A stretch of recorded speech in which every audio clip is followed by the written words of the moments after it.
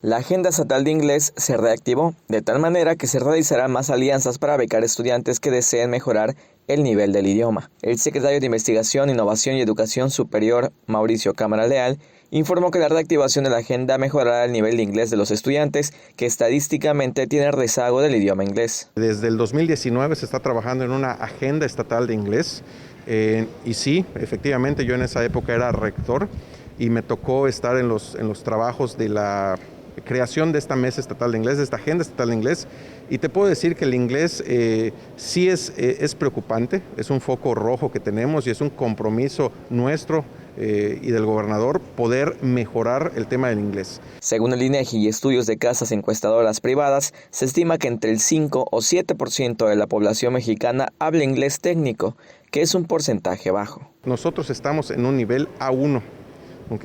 ¿Qué es esto? Esto significa que tienes las habilidades para poder entender el inglés, pero no para poder comunicarte al 100%, ¿ok? Y escribir, obviamente. Nosotros estamos aspirando, y lo tenemos en la Agenda Estatal de Inglés, como un compromiso de subir al nivel B1, ¿ok? ¿Qué es esto? Es ya poder expresarte de manera fluida en una plática. Cámara Leal recordó que se abrió la convocatoria Programa de Movilidad Internacional 2022, que becará a 110 universitarios para estudiar de 2 a 3 semanas en alguna universidad de Estados Unidos o Canadá. Con imágenes de Juan Velázquez, César Gómez, Teleyucatán te informa. Teleyucatán te informa, lunes a viernes 3 de la tarde.